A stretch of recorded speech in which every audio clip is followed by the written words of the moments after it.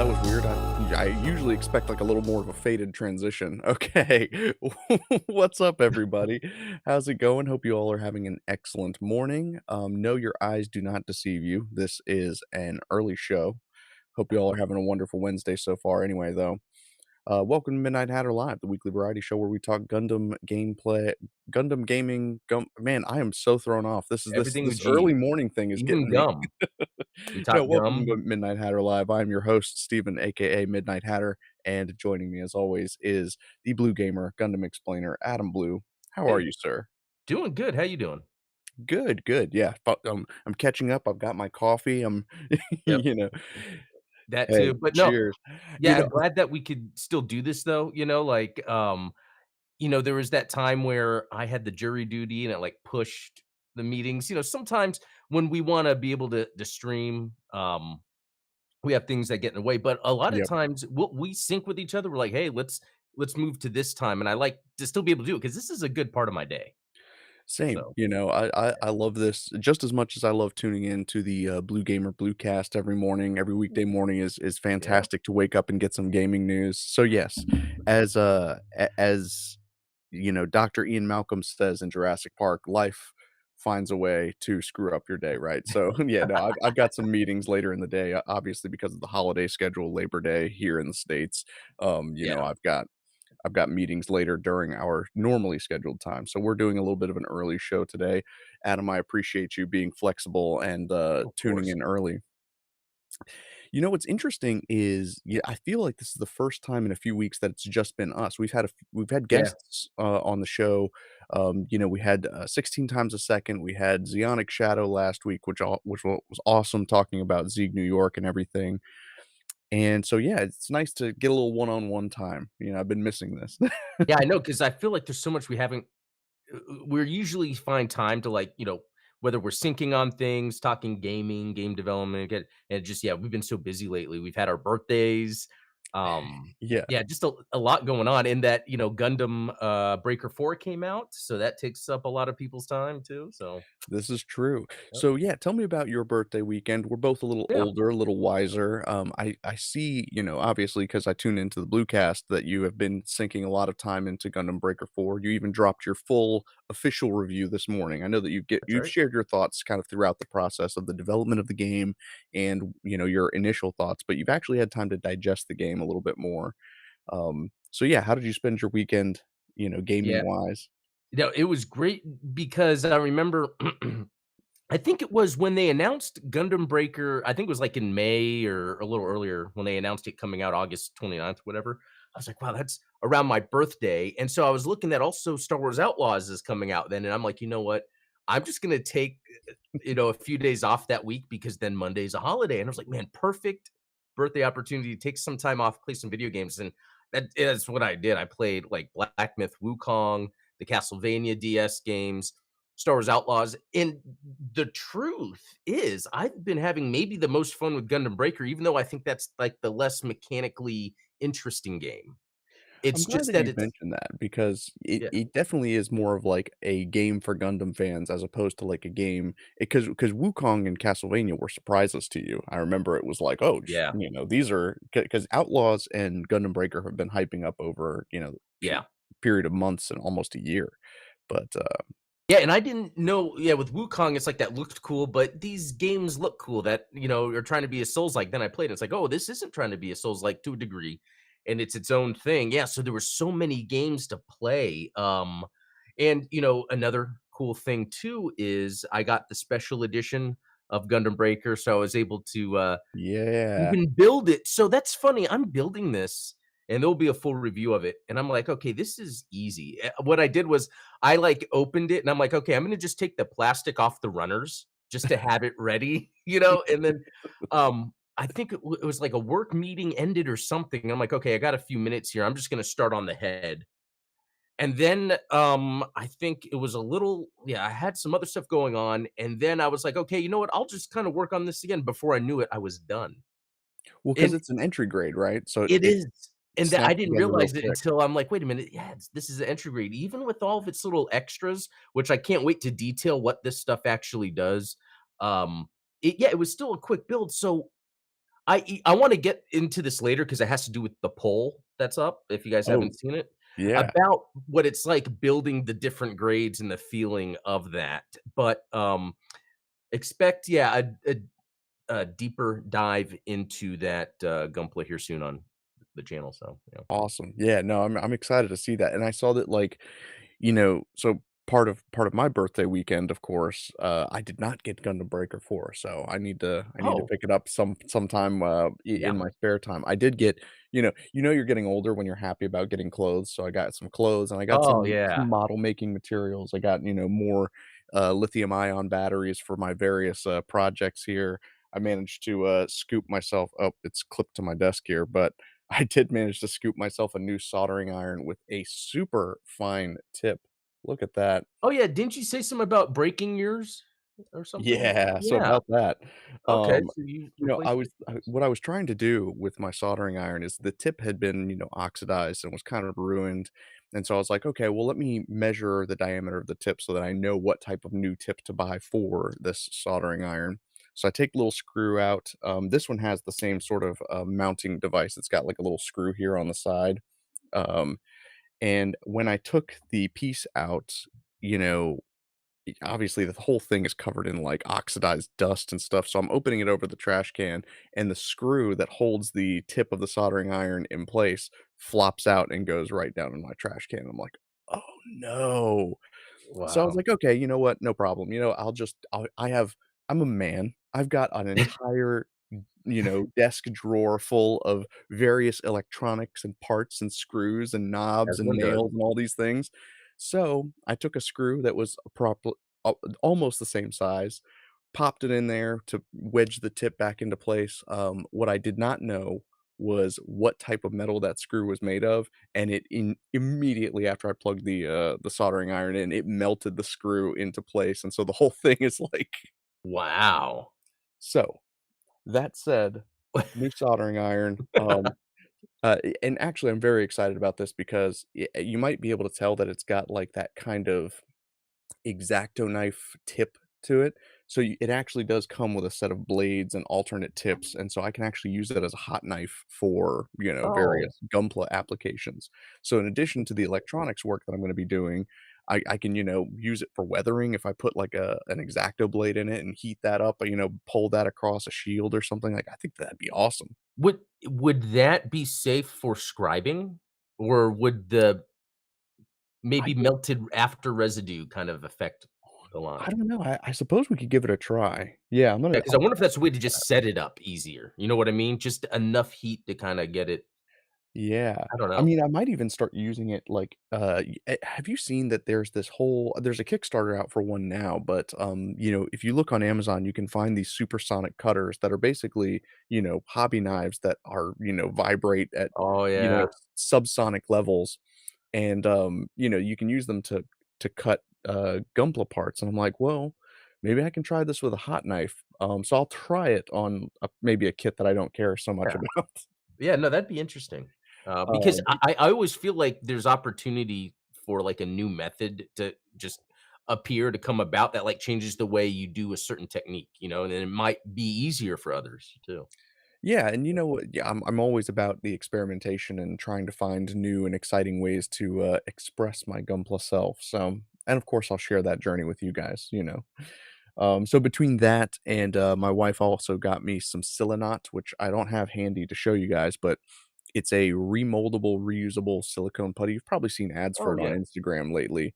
I am excited to try that stuff out because, as you know, copying and molding parts Yeah. and pieces is a big part of what I do and why I do it. So, but most importantly, I think I'm most excited about the fact that this weekend is Gundam Base weekend here in Richmond. I'm super Oh, excited to go out and hang out with the local builders and stuff like that. I need to set myself a budget aside to say like, okay, this is how much you're allowed to spend there. Don't go oh, yeah. overboard. Yeah, no, that's cool. So that's this weekend. Yeah, yeah. So I'll Oh, be sharing some photos and videos. I got my selfie stick ready to oh, nice. Man, that's 2 weekends in a row of some cool stuff going on. I just wish more of the Gundam base type stuff would happen around here. When they had like an anime expo come through, they did that. Yeah. But although what's funny is in last weekend, I guess another thing I did on my birthday was I had mentioned how there's like a Warhammer cafe, and there's a Warhammer cafe, and then like within another mile or two, there's a Warhammer store. It's like completely, it's just crazy how close these things are to me. And I kind of wish there was more Gundam me stuff. But hey, at least that's a start, Yeah, I think that, hopefully that type of, and this is part of what the conversation that we were having last week with, Xeonic Shadow was kind of alluding to is that, it's gonna be on fans like us to kinda get out there yeah, and start creating that buzz around Gundam. It's not gonna happen sort of, top down, it has to happen kind of organically. So, really, that's one of the things that I'm most excited about with this weekend is going to see some of the RVA Gunpla guys and, seeing what like, "Hey, can we do more with this? Can we take it, from build nights to like you said last week, like conventions and things like that. I think yeah, that would be very cool.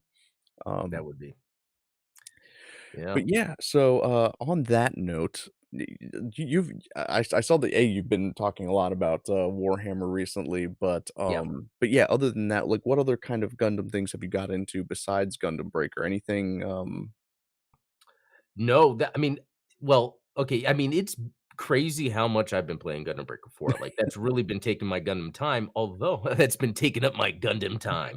I like how that sounded. But actually, because of, Seed dropping on Netflix, um, It's I another was big piece of news. yeah, no, I was going to bed, to Freedom, watching it, and, I love the animation. I just love the action scenes. It's really well done. Actually related, kind of. It's not totally Gundam related, but that Terminator anime, I've heard great things about that. oh, it's so good. I haven't finished yet, but as soon as I finish an episode, I'm like, my God, I want to see what happens next. I need to start the next episode, but I try not to binge stuff. So, Yeah, yeah, see, and I broke my own rule because, like, I haven't gotten around to watching Freedom on Netflix yet. I'll probably end up doing that tonight, while the missus is at work, cool. but, I did, over the last couple weeks, I watched all of Witch from Mercury again, just Oh, giving it another chance. I was like, "You know what? wow. Let's," and I think, it's due in part to Xeonic Shadow, so shout out to him as well for, sending me the, Ilfrith pre-production type, that P Ah, Bandai exclusive. yeah. Um, I was like, "You know what? I'm gonna give this another chance because I love this design and, let's give it a shot." And I was like, "You know what?" I posted my full review of it kind of over in my Discord. I think it was a week and a half ago or so. Oh, But, I'm gonna have to go check that out. I think that, it's not, it's good. I think that a lot of the things that hold it back are probably just, like, not enough research done in the writing department. The thing that bothered me the most, honestly, is whenever they would get into, like, a corporate discussion and it's, like it's written with, like, a middle schooler's understanding of how the stock market and corporations work. Yeah, it's like it doesn't go deep in any, it takes all those layers of Gundam we know, but it doesn't really go deep with any of the topics. Yeah. But that said, I mean, I thought that the core story, everything around the Ariel, around Prospera, I personally love the just the name Quiet Zero as like Oh, the yeah, final weapon is like so that that's is cool. I love when writers use those types of terms. It's one of the reasons I'm a big like Coheed and Cambria fan is that all of the stories in like the Amori Wars comic books, it's all things like oh the Willing Well, the Never Ender, things like it. He always takes Claudio Sanchez takes these words that and then uses them kind of in incorrect way. I'm not sure exactly how to describe it, but I don't know It's why almost that. like an ironic way to describe or name something. Yeah, yeah, Yeah. I mean, like, the name of the kind of bad guy faction in the new album series, Vaxis, is called, the Star Supremacy, and it's like, dude, the 5 houses of the Star Supremacy, like, the grammatically, that sentence doesn't make sense, but it sounds so cool. Yeah. Yep. Yeah, that's pretty neat. Yeah, when it comes to, the writing, how to name things and stuff Oh, like yeah. that. Yeah, Quiet Zero. That's the what's interesting, watching IBO, 'cause, I'm going through IBO for the first time. And, Yeah. watching it, I'm then reflecting on when I watched Witch from Mercury, and I think I brought this up in a recent video, but it's like, well, yeah, Witch from Mercury is a fine show. It's entertaining, it's cool stuff. Like, after watching IBO, I could tell, yeah, Witch from Mercury really went off course of what, like, Gundam normally is. For me, since I was newer to Gundam and I knew there was all these different series, I was open to, like, oh, a Gundam show is gonna have anything, but I've learned that Gundam shows usually have a kind of a strict sort of script, and Witch from Mercury just didn't do it, which is Yeah. fine. Yeah, yeah, I Yeah. don't think that there's necessarily anything wrong with that because G Gundam doesn't necessarily follow the typical That's Gundam script. that's a really good example. The first time, yeah, when they first went that, and then after that, it kind of, um, yeah, with, like, After War, They yeah, they went back, went and back I think to, we're probably yeah. gonna see that whiplash effect again here soon. It like, if and when the next Gundam series comes out, it's gonna be more of a return to form. So, then reflecting back, I like that. Even if Witch from Mercury is not exactly 100% what I wanted, because we do get so many series, and watching IBO and I see it's what I would want from Gundam, we get a lot of We what do. we want. So, yeah. I do wanna shout out here, so Johnny Tacoma says in chat that Quiet Zero sounds like something out of Metal Gear Solid, and I think that the reason it does is because in Metal Gear Solid 5A, you have the character Quiet, Quiet, yeah. and then the base at which they're building Metal Gear is called OKB-0. So it's like it's Ah. taking 2 things from Metal Gear, which, by the way, Metal Gear Solid 5 9-year anniversary happened, on the 1st, so the day after my birthday was the That's 9-year. crazy. It's crazy how much, like, you love that franchise, and everyone Yeah. does, actually. It's so popular, and I haven't completed a single game. Well, you know what's funny is I actually just, stumbled upon, Stephanie Jewston, who was she was the character model and the voice actress for the character Quiet in Metal Gear Solid 5. She is now streaming on Twitch, and over the last few weeks has been streaming playing through the Metal Gear Solid series, like, starting with the first Oh, one, that's neat. and so it's pretty interesting to see, like, her reaction to it, especially I think she said this was, like, the first time she's playing through it in English, like, she originally played the, Japanese games, so, That's kinda um cool, especially fans probably think that's badass, when you have, like, someone that was part of the story, and then they're, like, enjoying it as a fan. Yeah, there's something to that, I think, you don't see it very often when it comes to the people that work on these franchises that we all love so much, like, how cool would it be to see, like, I'm sure that Mark Hamill's not exactly a video gamer himself, being an old man now, but, like, to see him stream playing Outlaws and Well, here's a good example, when the Evil Dead game came out and Bruce Campbell was going around promoting it, it would be where someone else is playing it, but the camera would be on his face, and he would just be reacting to it because he even said, "I can't play video games, but yeah. people wanna see Bruce Campbell," so they just merged.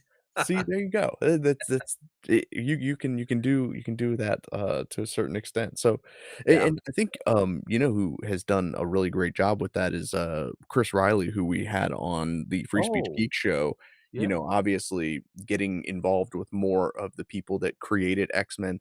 I mean, I just saw on the X-Men the Uncanny Experience, Instagram is, like, Chris Claremont, who obviously big X-Men writer from the '90s, he's actually teaching a course at the X-Mansion for the Wow. Uncanny Experience. So it's like, you're getting this type of involvement, and I think that there's Yeah. there's kind of an expectation now tied into that when you are working on a creative, when you're working creatively on a franchise, there's almost an expectation that you're going to have to be a part of the fan experience, part of the marketing and that sort of thing. So, um, That's interesting, yeah, and some professionals like that or don't. Some, they just see it as a job, but some take it as, they take it on as that's part of them now. yeah, yeah, Interesting. and so it's interesting to me that, like, obviously everyone loves Henry Cavill. If there's a Witcher 4 game that's ever down the pipeline, you better believe that Henry Cavill's probably going to stream it. Oh, yeah, yeah, that's and yeah, he Honestly, he wanted to should do be the same. streaming. Space The Marine? new Space Marine. Yeah. Yeah, so that's neat. Yeah, oh, in fact, and I talked about this on Blue Gamer, but Casper Van Dien, who plays Johnny Rico in Starship Troopers, he would go in that new game and play online, and Oh, then that's awesome. they were saying how, like, one time he was playing and he's like, because in that game, you have to talk to your squad, and then someone says, "Man, you sound just like the actor." He's like, "'Cause I am." And people are like, What?" And then he's like he says sometimes it's awesome how the fans are all excited and they're helping you in the squad. Like, that's awesome right there. Yeah, that is pretty cool, and you gotta love experiences like that. I mean, Yeah. there's so few times that you can get away with that too. I think I remember, what year was it at New York Comic Con? There was one year at New York Comic Con that, and it was right around the time that, like, obviously the Avengers was big, and Chris Evans was walking around the floor, and he was like, had his hat down and was kind of going incognito, and it was just that, my friend that I was with recognized him and was like, "Oh my god," and he's got a picture of him turning around like, like, "Oh." Wow. Um, so that's cool. Like, I love That is. that type of thing. So, I don't know. We'll see. I hope to see more of that type of interaction coming from the people that work on these types of franchise deals. I think I these actors and stuff, as they're getting into these IPs, especially how the industry is changing, whether it's video games or movies, they're trying to, I think, place themselves to have more ownership over, because a lot of times I think, what the discussion is, a lot of these people get felt creatives will feel left out after, like, then the Yeah, IP's in the hands of the corporation and the people don't get the recognition, and so yeah. yeah, for sure. So, yeah, I mean, on that note, it would be cool, and hopefully, this is a nice little segue into our topic in chief today. It would be cool to see some of the designers who work on Gunpla actually, building the Gunpla that they design and make for us. Ooh. I was seeing over on Twitter, I think it's Gundam Pixel that was posting a bunch of the photos and bios of some of the designers that have been working on the recent generation of high grades and so it's like these are the people that are working in the CAD software and designing the various models that we spend our time building. So it'd be interesting to see them like even I doubt that there's ever a first time that it's like because they have to work through so many iterations of these things. Do you think that there even is a first time that like after you've designed it in software that you're assembling it like, oh, so this is how I've made it to fit together and like, I wonder about that whole process, like, because I wonder how many. And I think sometimes this is, described or expl I don't know what I'm trying to say. Basically, like, you have Katoki, right? It's like he mhm, designs it himself and then probably, yeah, prints it, like, first pass, like a 3D print version instead of, like, a plastic molded version or whatever. But then I wonder if there are some cases, like, maybe with Seed Freedom or something where it's almost like a group decision on what it actually is going to look like, and then when they print it out and they're all putting it together, and maybe as a group it's like, well, we need this to fit better. Whereas, yeah, I wonder if someone like Toki is like printing it, it's like, okay, this doesn't look like I want it to. Yeah, that's what I've always thought about when it comes to yeah, that. yeah, definitely. I mean, like, when I'm kind of working through my process, I typically don't even get to build a complete model at first. Like, it's like I'll design like a leg, and then I'll print out just the leg parts and try to fit them together and get that to work. And so, like, for me, if I were to take a product that I've designed and put it together like the final finished version for the first time, for me, it would feel like I had never put it together in the first place because it would be a completely alien experience of, yeah, maybe I've built each individual part before and that sort of thing, but yeah, to your point, I don't know if like and Kotoki himself probably hasn't, he does a lot of the illustration work and things like that, but like do you think that he even has that much of a say in the particulars of like the engineering of it? Or That's is a it good more of like point. a I That's a good point because I almost see it as it's always the art or the style over the function. mhm. So, I wonder where that comes from. I wonder if that's just at the end of the day, the engineers have to figure out how to make it look like, yeah, that's interesting. Or is he actually designing how it would be able to work with, yeah, those are good questions. Yeah, I know that in that interview regarding, like, the Zeta Vercop, he did, have some input into how the transformation would work, but, I'm thinking Uh, about, like, when you were reviewing the high grade aerial versus oh, the Robot robot Spirits? spirits, and, like, how, like, almost the designs themselves were different, like, there's I different, know. um, It's so w weird. It's like the lines are in a similar place, the colors are similar, but, like, if you kinda look at it, it's shaped differently. Yeah, it's a very interesting thing. that stuff is so cool to me. Yeah.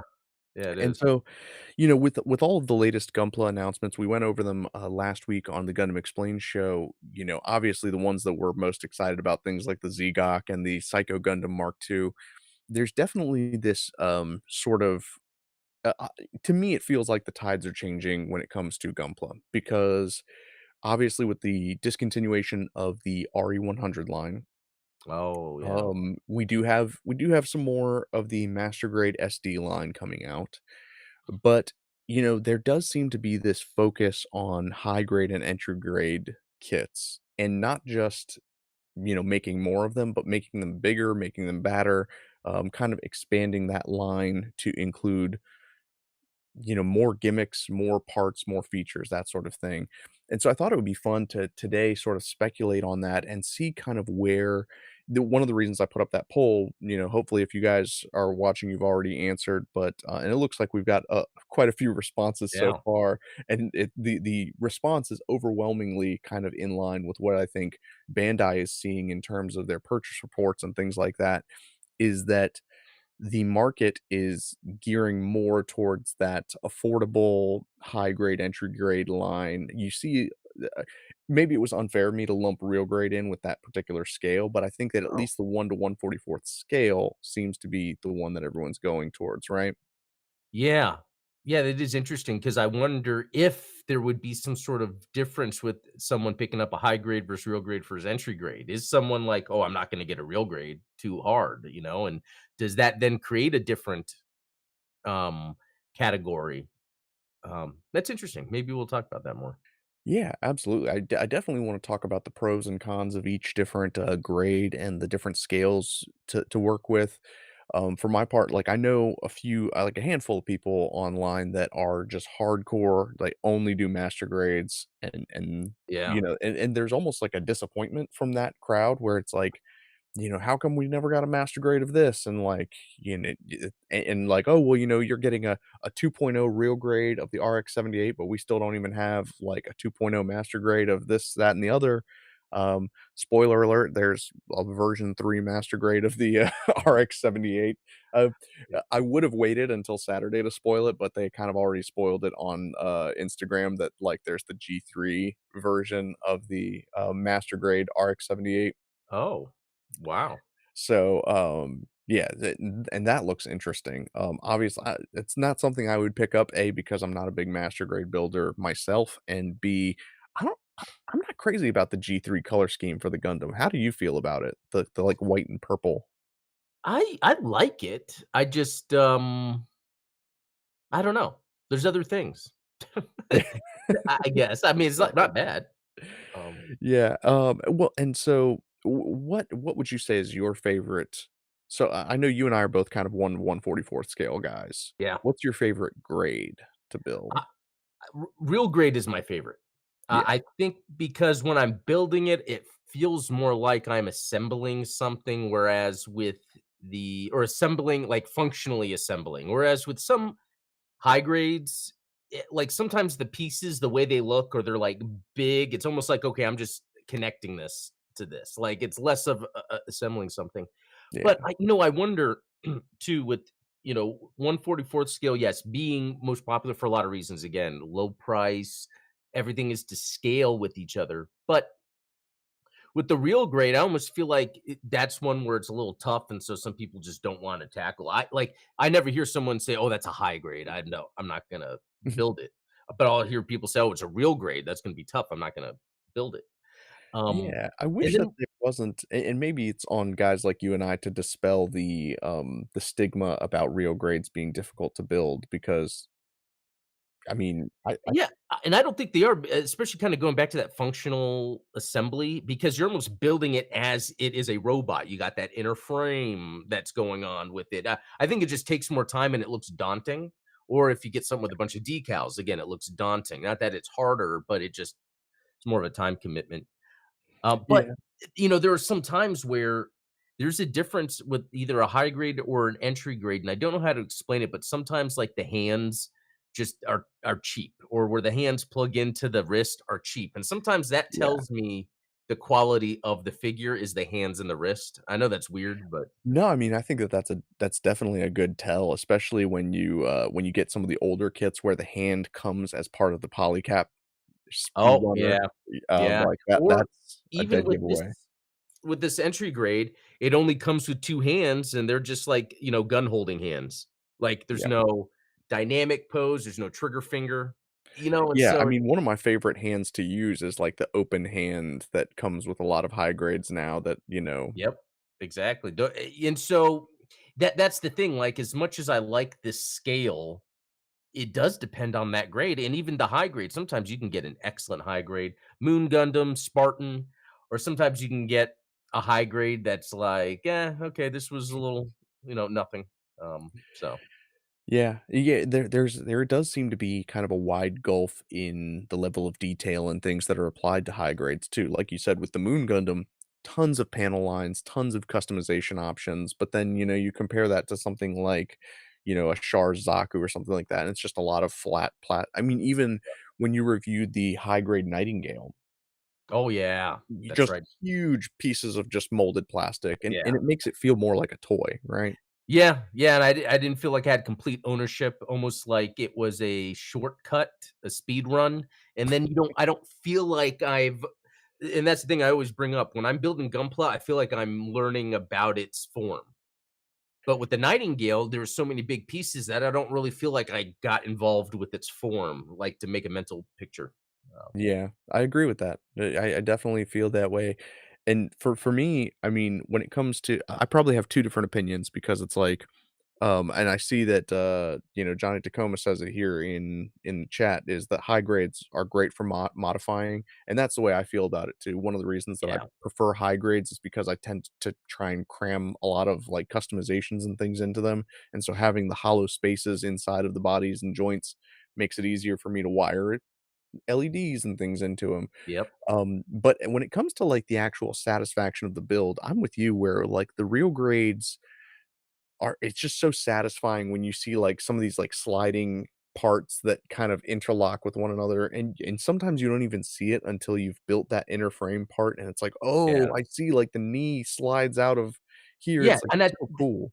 yeah, it's that dynamic assembly versus what we and again, I'm not knocking high grade, just the difference of where high grade's more of you just, "Okay, I attached it."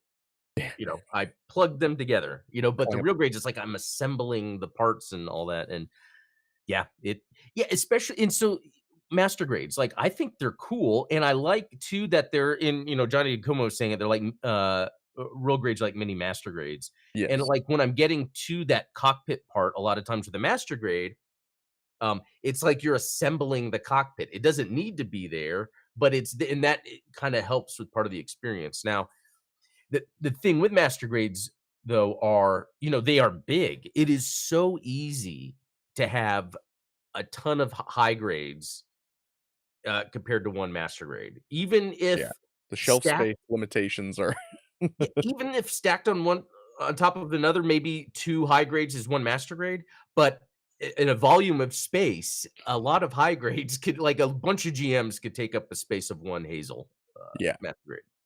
Oh, So yeah. definitely. So that's what Definitely. helps when wanting to display or even organize and store the smaller and, Robot Spirits in 144 are similar, but master grades, your thought? So, I mean, I enjoy master grades, and I guess for the same reason that I prefer high grades, master grades are difficult for me to work with in terms of customizations. It's one of the reasons that I got into the wireless LEDs in the first place was like, how am I gonna light up this mono eye inside this Zaku, without drilling holes and all this stuff? And so it was like when I discovered Oh, yeah. the wireless induction LEDs, I was like, okay, here's something that I can easily mount to and one of the kind of added benefits of it is that those little induction LED units, they look like electronic components because they are, and so it's like, it kind of adds to that level of detail that's inside the master grade already. Yeah. Um, but But yeah, yeah, that's oh, go ahead. no, I was about to say, and that's kind of where you came around to the RE100 was just the idea that it is kinda harder to modify the master grade. Yeah. Exactly. Yeah, so and incorporating as small as some of these things get, let me see if I can find my latest processor board. So this is the smallest processor that I've been able to find. It is the Seed Studio Zhao. It's from their Zhao line, I should say. There's actually a whole series of microcontrollers that are this scale. This one in particular is set up for Wi-Fi and Bluetooth communication and has a little USB. I Um, was wondering, micro? yeah, yeah, or the USB 3. Oh. Oh, like Um, C? yeah, the Oh, USB-C. There okay. you go. So, And so that's how you both power it and also you can interface. load your software onto there. And so, fitting this into a high grade, probably not going to work so well, but fitting it into, a 1/100 scale or Yeah. even, I mean, for me, the dream would be to get a, 1/48 scale mega size model and, fill it Yeah, up with some of these guys and there you pack it go. with LEDs and servo motors and all that good stuff. So soon we'll get to that. That'll be cool. So, yeah, I mean, for that purpose, the 1/100 scale is better, but obviously with master grades, all the different, details that they've packed into the inner frame, I think that, personally, I'm not one of those people that likes to have the kind of open hatch display. So, a lot of the details they get packed into the inner frame of a master grade to me are not as appealing as the details that are packed into a real grade. Because Mhm. what I've found is that with real grades, although they are technically like mini master grades, mini perfect grades, because they've had to simplify it to get to that scale, that inner frame is very, like you said, functional. It's like Yeah. there's a function design to it. A lot of the detail that's packed into a perfect grade or packed into a master grade is done for the display purposes of it. And if you're not someone who likes to display, like the open hatches and see like the inside of it, to me, like, the finished product, I'm always gonna have it just, like, in its complete form, like, Yeah. No, I know what you mean. so the appeal isn't quite there for me, to have as many details packed into the inside of the model kit as on the outside, but that said, things like cockpits and, like, things that you would normally see opened up, I'm a big fan of, so And then there's the other part where it's not details that open up, but details that you add onto it. For instance, like Hades, Ares, exam modes, yeah. where it's interesting how it's like almost like you have to choose which one. And I don't like that. I wish part of I Not at think all. yeah, no, they really should try to come up with a neat way to make it where you could it's maybe just some weird gimmick with the switch on the back of the head to change the eyes. I Yeah, know I mean didn't they do something with the aerial, like, later releases? Or maybe they just came with extra pieces to replace, and, for the permits thing, which, yeah. depending on what it is, I guess it's fine, but sometimes with the exam, because there's from the blue to the red throughout, it's like, how do you solve that? Yeah, and for the exam mode, this is one of the things that I'm trying to work on with these processor boards is like, so like for instance with the Totus Ritter is probably the only line of Blue Destiny or Side Hades that I've story. got that, but with that doesn't, like, at least the Pale Rider, parts of the gray change to yellow too. Yeah, So it's not even just changing the LED colors from one color to another, but it's, like, actually changing the color of parts. And yeah. so I looked at some options as far as, whether they're UV activated or temperature activated. There are some temperature activated pigments that will change from black to yellow, and they actually have different temperature grades for it. So it's like you Oh, can have it from about 77 degrees Fahrenheit, where it will change from black to yellow, or I think that the higher end is like 86 degrees Fahrenheit. I think 86 is pushing it because at that point, you're probably gonna start melting plastic. Yeah. But, but yeah, 77 degrees kinda sounds reasonable, like, where, maybe inside where you've got, like, air conditioning, you can keep it around, like, 70 degrees and keep it cool, but then when you take it outside, like, the sun hits it and Yeah. everything lights up. I think that that would be kinda cool. I like that. There's gotta be some solution because that's just it's, model kits, you can build them, sure, but, like, to have that extra step, and I think, for instance, like, something like the real grade unicorn, how you can open it all up and then close it, like, that's neat, Yeah, That's the type of gimmick where it's trying to recreate what it's known for in the series. So that's the thing yeah. with the exam, the Hades, all that for now, they just come with extra parts, which is fine, but Yeah, and shout out to some of the, third party, providers because, like, people like the Cosmos LED kits, like, they did come out with, like, that aerial that has, like, kind of the Data Storm themed, mounts yeah, for the different, gun bits. Um, like, those things are pretty cool. I'm yeah. trying to come up with something similar, just at that high grade scale because what I'm seeing is that a lot of the third party stuff is being geared towards that 1/100th scale. Shoot, even Mhm. Ray Studio, talented group of builders. I'm jealous of everything that they, like their whole studio and their 3D printing setup and everything is so much more advanced than where I'm at right now. But, they released that video a couple days ago where they took the master grade, um, Justice and then made the, like, Zegok parts that come around it like in Wow. the Freedom movie, Oh, and they that's used cool. magnets to link the There legs you together and go. things like that. But again, they're working at that 1/100th scale, which is probably a little easier to work with in some ways, but Yeah. more complicated in others. So but that doesn't seem to be the direction that Bandai's going, is kind of where this conversation was inspired by, is like, with the Chimera, and then everyone kind of already knew that the Psycho Gundam Mark II Oh, was yeah. coming since the Chimera had the Psycho Gundam Mark II arms on its back. So now we've got the Psycho Mark II. Please let there be a Queen Mansa here in the near future because that is, like, obviously my favorite of the mobile armor lines. Okay. But just in general, it does seem like they're pushing high grades bigger and bigger, the, what, Penelope and Kasai Gundams and, Yeah. even the box for the Bound Dock is huge, even though technically it's not a particularly large mobile suit. Yeah, and I think it comes with, like, how we're seeing high grade and entry grade right now, where, like, an entry grade looks like a high grade from 10 years ago. The high grades, like we are saying earlier, now can look almost like a real grade if you see it from a distance, depending on all the panel lines. So, I Mhm. do think it makes sense that we should, and this kinda goes back to what I was just saying about the gimmicks, seeing these high grades that kinda push what they've been able to do before. Um, but, Yeah. also it's the name. At the end of the day, we're high grade, real grade, entry grade.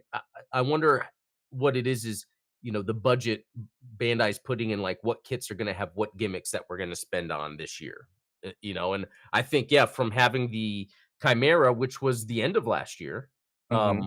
it's, yeah, a year later, I don't know when that Psycho Mark II comes out. Is it really next year, or is it late this year? I I think forget. it's, March of next year, Okay, it so is March next year. So we could see, like, how they were able to maybe spread out what that budget did initially for that.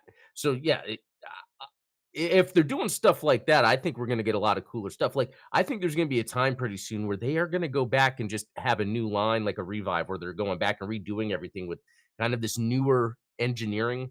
In and I think Mhm. part of that, which I don't know what their plans are because sometimes it doesn't make sense. Like, they should just come out with entry grade GM, entry grade Zaku too. Like, that's That to me seems like an untapped, resource where it's like, the entry grades have been reserved for a lot of, like, the titular mobile suits yeah, of Blue their, Gundam. respective series and things like that, except I guess now we're getting that Strike Rouge, which technically is kind of just a Mhm, recolor of the yeah. Strike Gundam, so that's, Which is actually what this is, right? It's just a strike? Exactly. essentially? Okay, Yeah, yeah. with some, added option parts, which actually goes to, something I saw in chat here from, Taco, which is, what's your opinion on regular builds that are, not special finish being limited runs when they have the molds and could mass release? And I think this is something that you and I have talked about, before in the past, like, when it comes to, um like, when it comes to P Bandai things, right? Like, when there is, well, they've already got the mold for it and that sort of thing, but, we don't see, like, a mass release of it. We only see, like, a limited run. And I think it's just because then they know that they have to make a limited run because 'cause they're not gonna make money. They will mass release something if it's gonna make money. There's no incentive for them to be like, "Oh, we're just gonna hold this back so no one can buy it." I mean, that doesn't do anything.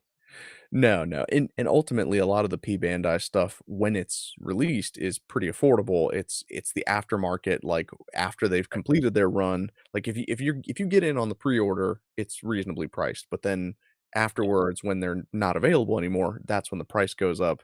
I saw, someone post about the Zaku 2 F2000, the Super Zaku from Oh, Build yeah. Fighters, which is now going for like $170 on Amazon, and it's like, that kit was like 25 bucks when it came out.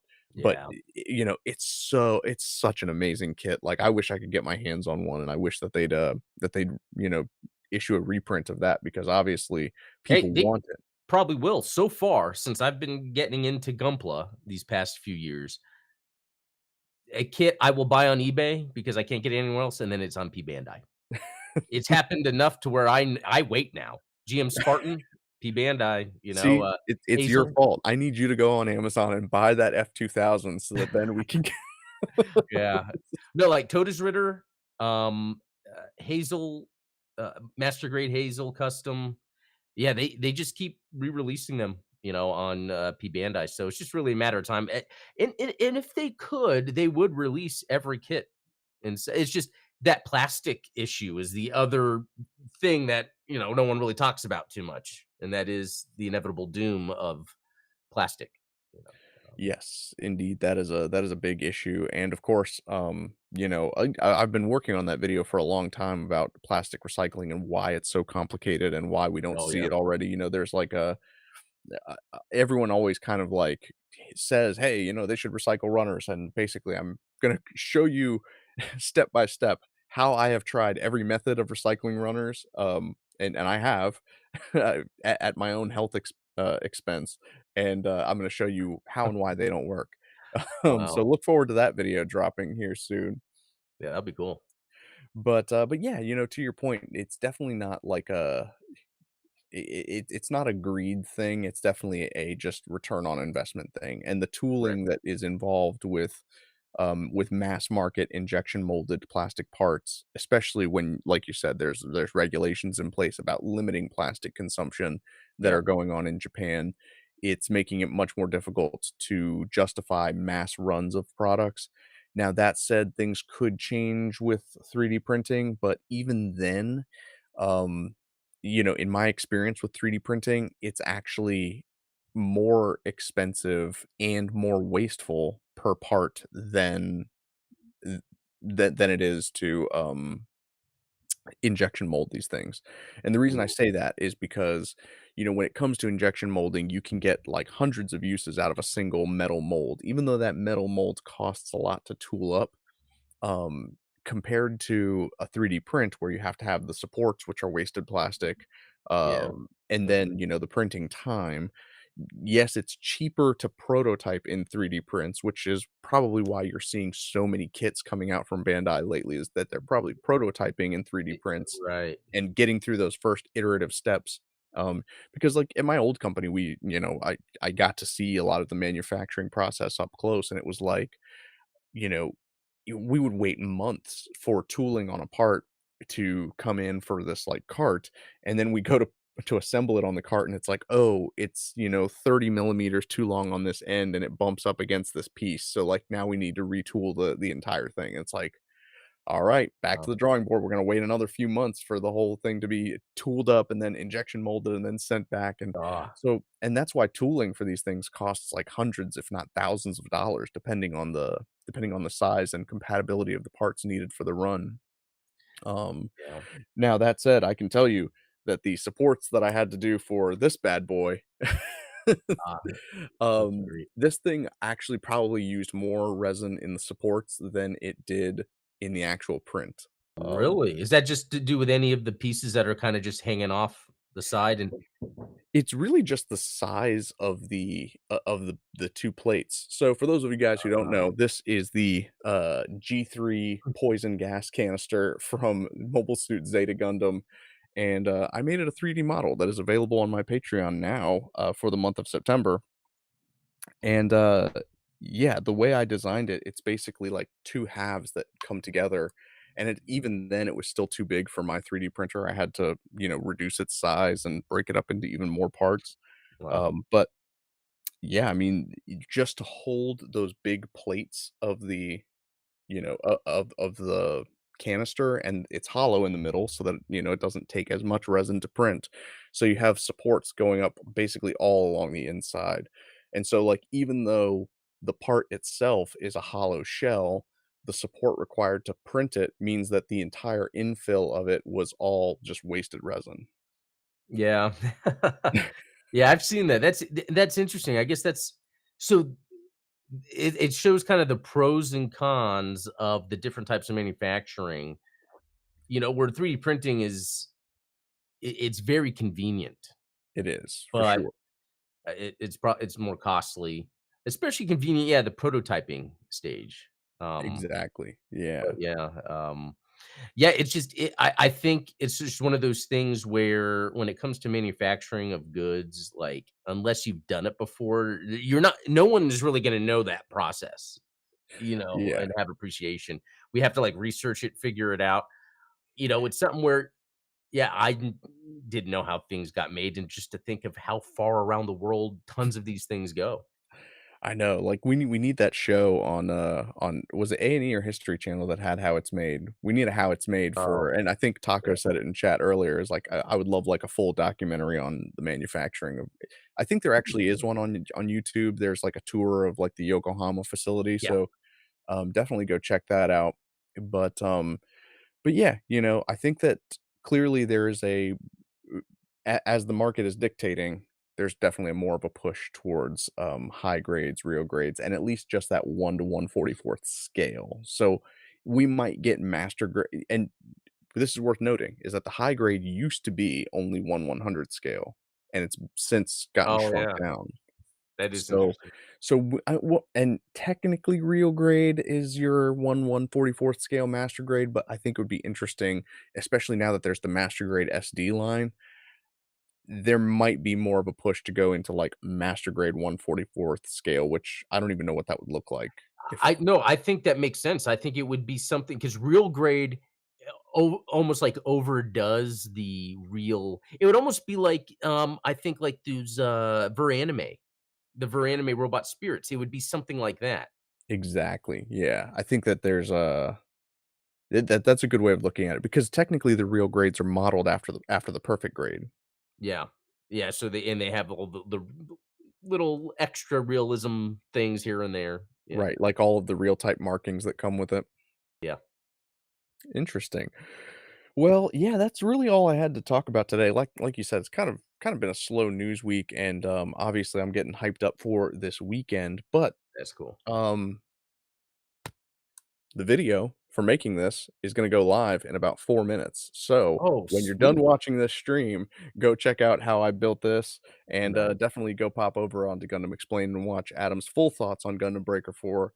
I'm Oh, sure I will share my own thoughts about Gundam Breaker 4 next year when I play it. got to be sooner, man. We'll make it happen. Yeah, I'll make it happen. We'll get streaming together on it, and, um, Yeah. good deal. Well, hey, thank you guys so much for, tuning in today for the early show. Appreciate you having you guys here in chat, and thank you, Adam, for joining me, of Of course. course. Yeah. But, yeah, that is about it for today. We will catch you tomorrow on the Gundam Explained show, Yep. and until then, See y'all. cheers, everybody.